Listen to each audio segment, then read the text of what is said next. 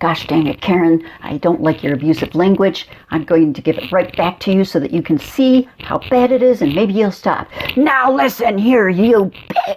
Hello and welcome to the Hippie Nurse. My name is Phyllis and I am the Hippie Nurse. I spent all morning restocking and reorganizing my utility closet, and that's after several days of decluttering it, emptying out all the shelves, sanding it down, painting it, doing a whole ton of stuff, getting that closet to be 10 times better. If you're interested in that sort of thing, then I've got before and after photos, and I will go into a bit of a description of that at the end of this video. I'll put that in the outtake so that you don't have to worry about it if you're not interested. But if it is something that you're interested in, let me know down in the comments below, and I might do a full video on future projects I have. And I've got a whole list of projects that I need to do. I need to redo my kitchen. I want to resurface my countertop. I want to repaint the cabinets in the kitchen, reorganize all the shelves, clean out the fridge, all that stuff. If any of that's interesting to you, let me know in the comments below so that I'll know whether or not to make that type of video. But anyway, that's not what this video is about. So what's today's video about? It's about window of tolerance and setting boundaries. So in last week's video, I mentioned sitting with your discomfort, sitting with your pain, to try to strengthen your emotional pain tolerance. I want to dive a little bit more into what all that's about and how you can do it. It's also called widening your window of tolerance. I'm also going to go into details about boundary setting. But why should I even want to widen my window of tolerance? I mean, shouldn't I just set boundaries so people will honor whatever narrow window I'm in? That's a great question. I've had that question myself, and I've answered that question for myself. The window of tolerance, it's comforting. Are you comfortable if you're always angry, if you're always getting triggered, if the slightest thing sets you off? Or if small things set you off and you can tolerate them, aren't you happier? Anyway, more on that later in this video. First, I want to talk about boundaries. Boundaries are great. And yes, you need to state your boundaries. And you can't control other people. Let me say that again. You can't control other people. People can choose to honor your boundary, or they can choose to ignore that. That is their choice, and you can't force them to choose one way or the other. Does this mean boundaries are optional and therefore useless when you're using them with people who ignore them? No. There are two parts to an effective, good boundary. Stating the behavior that you want, or stating behavior you're not going to put up with as a request, and stating a consequence if someone chooses to ignore that request. And the consequence has to be something that you will do if your boundary is crossed, because it's never appropriate to punish another person for crossing the boundary, and you can't control other people. So what does that look like? What does a healthy boundary look like? Ma'am, I'm going to have to ask you to stop with the abusive language. If you don't stop using that language, I am going to end this call and hang up. All right, let's analyze that. Notice that I am not doing something to the other person if they don't honor the boundary. I am taking steps to remove myself from being the target of actions that I will not tolerate. They get the natural consequence of not being allowed to continue with a conversation with me, along with whatever result they were looking for in that conversation. So, examples of doing this the wrong way. Ma'am, you are not going to speak to me like this.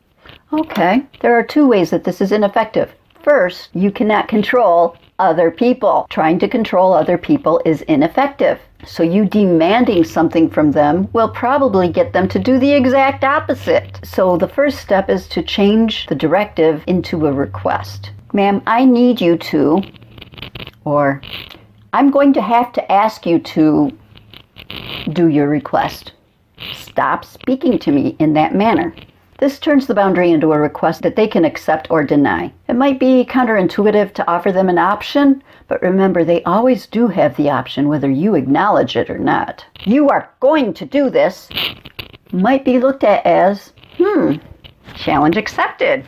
And they may ramp up even more to prove to you that they don't have to do what you say. And the second way that this boundary isn't really a boundary and is ineffective as one is that there's no natural consequence listed. What are you going to do if they continue? If you don't say what you're going to do, then they could assume you'll do nothing and they'll continue. So if you don't stop this behavior, I will do this thing. Notice that the natural consequence is what you will do in response to them continuing.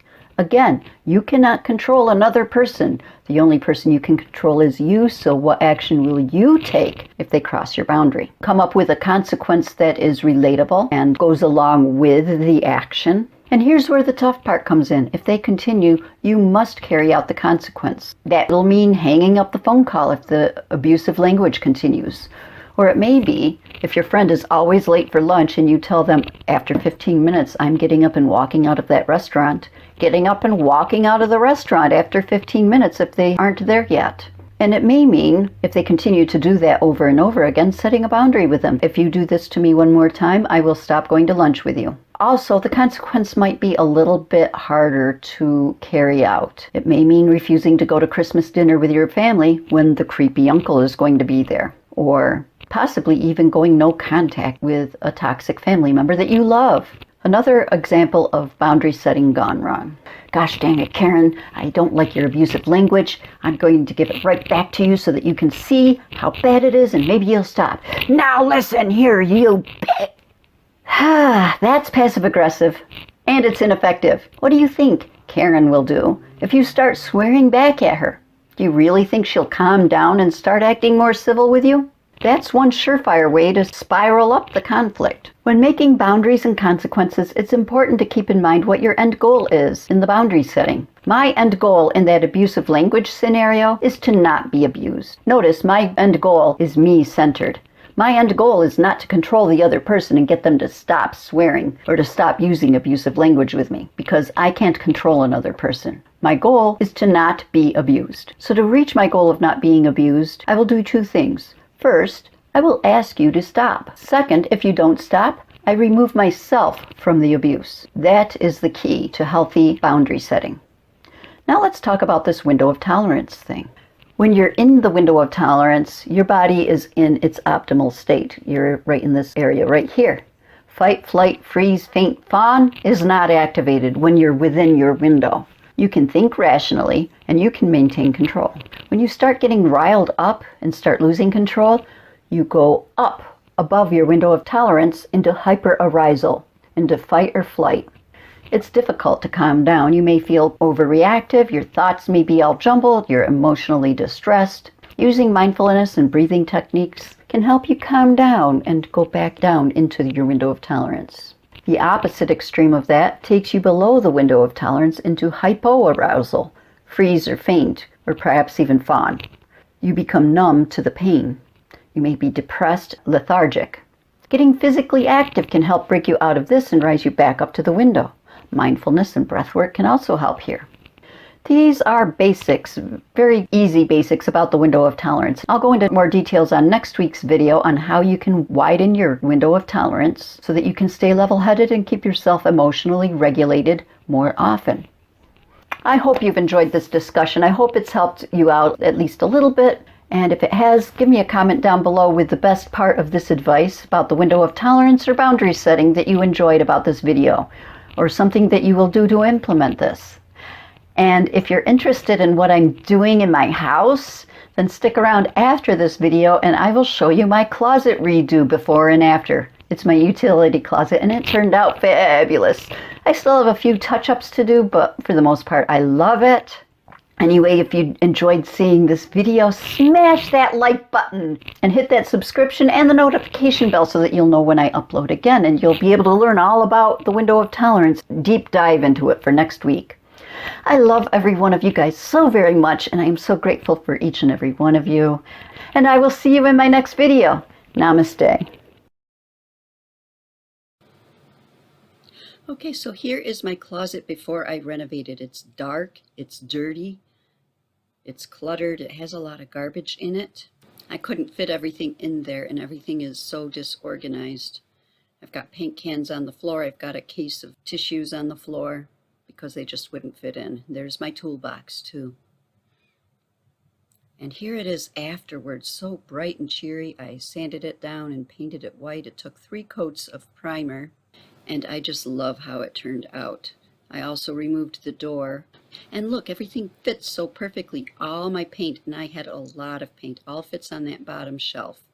And I've got some oddball cleaners and some crafting paints in that box. I even have a almost completely blank shelf. I installed a power strip so I can charge my Ryobi batteries. And there's my bucket of batteries. I created buckets for different things, all organized. There's some screwdrivers and other odd tools, screws and nails. I've got my glue gun kit. I know where I can go grab my staple gun when I need it. I've got tapes and glues and light bulbs here. And even that case of tissues fit up there. And a bucket full of power strips and plugs. And there's all my Ryobi tools up there. I've got my drill, my new sander, my new circular saw all fitting up there. And a place to charge it now too on that empty shelf. Right now I've got a clip-on light, but I'm planning to buy some light strips to plug in there as well. Burp. Hello and welcome to the Thrifty Nurse. I'm no longer thrifty.